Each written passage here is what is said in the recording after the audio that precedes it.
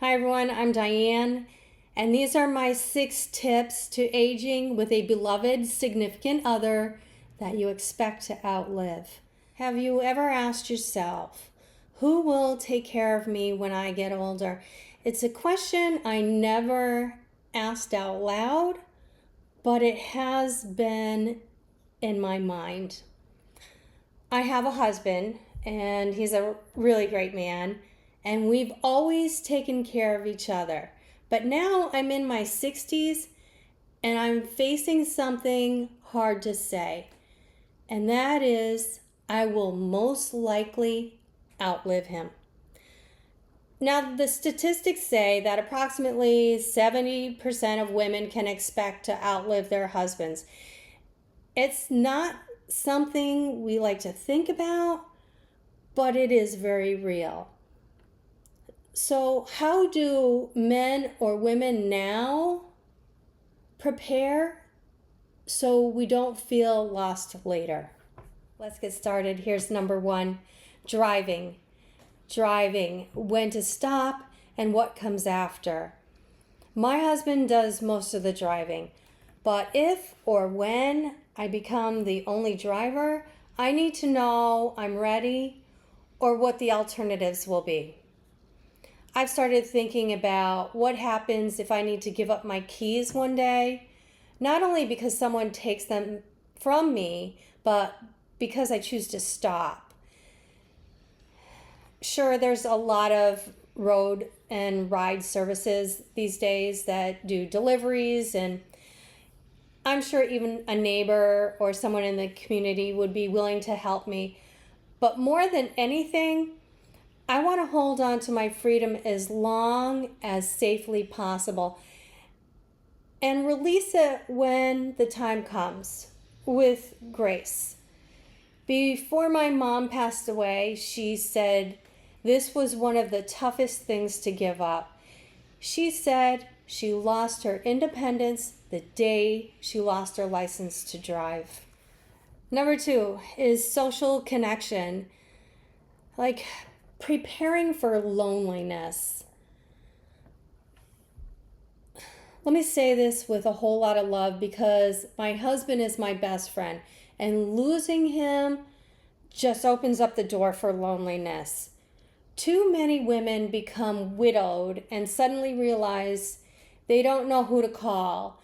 They haven't built a community outside their marriage, and this is totally me.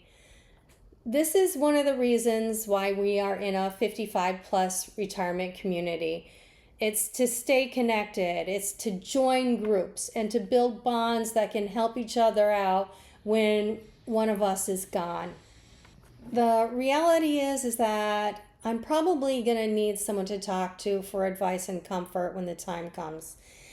It's going to be hard to replace my husband. And I don't know if I ever will. And I may need someone to help me through the loneliness that's going to come. Someone that can relate to my loss. I'm talking about more than getting a pet like a cat or a dog, or leaving on the television or the radio all day to fill the space. I just don't know how I might get through that. Number 3 is day-to-day help with emergencies and having a plan. My husband takes care of so many things around the house. We have a rhythm, a system, a quiet understanding of what it takes to run our home efficiently. But what happens when one of us can't keep up and do their part? And that's where neighbors and community programs and support services come in. Most all of us have invested in teaching each other how to perform each other's duties. Like my husband has taught me how to turn off the water at the valves, how to check the batteries in the golf cart, and so much more.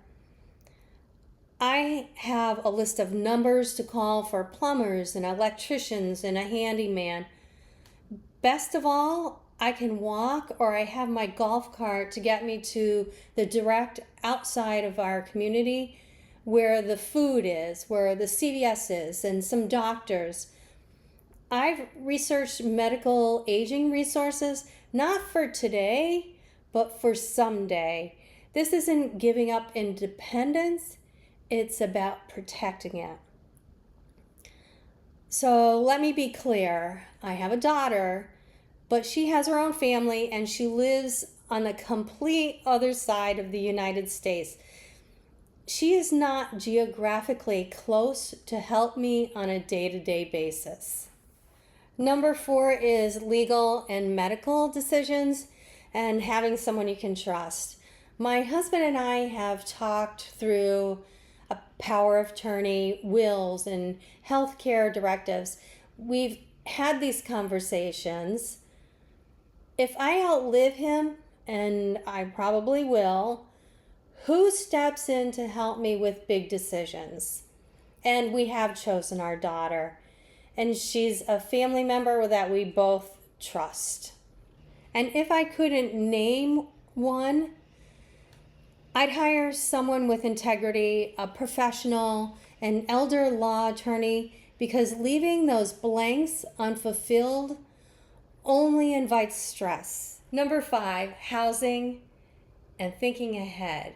We love our home. We've made a lot of memories here, but I also know I don't want to be scrambling for answers in a crisis.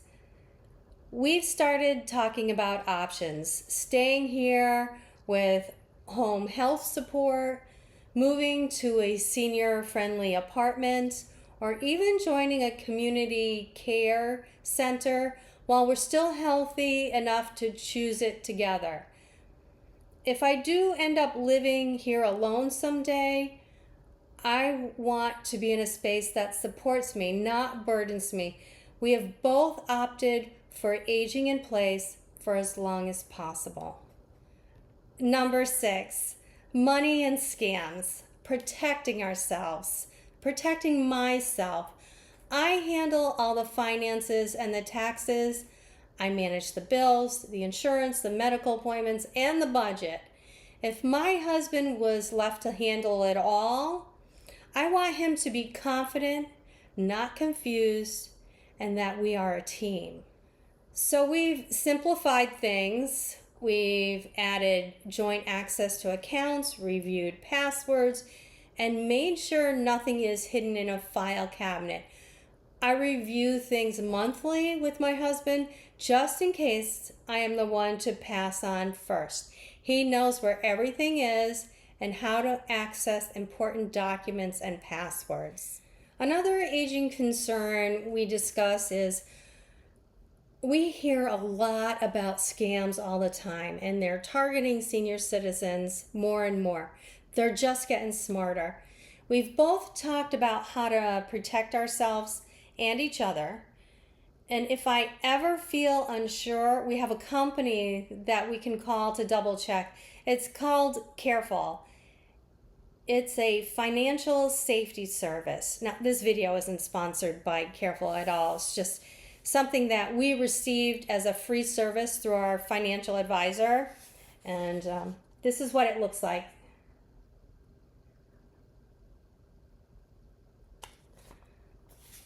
It carefully guards our money, our credit, and identity from thefts or threats and everyday money mistakes, including if we get a phone call saying the UPS has a package for us, but we need to pay $9.99 before they can deliver it. All I have to do is call Careful and give them the phone number and what I'm being asked to do, and they will tell me whether or not it's a scam. So I'm very grateful for that. If you're aging with a partner, I encourage you to talk about this now while you still can. While love can guide the conversation, you still want to do the best for each other. And if you're facing these questions alone, know that you are part of a community of men and women asking the same brave questions. Let me know in the comments what plans you have made, what is still uncertain. What advice would you give to another man or woman like us who is just beginning to think about these things? Thanks for watching, and bye for now.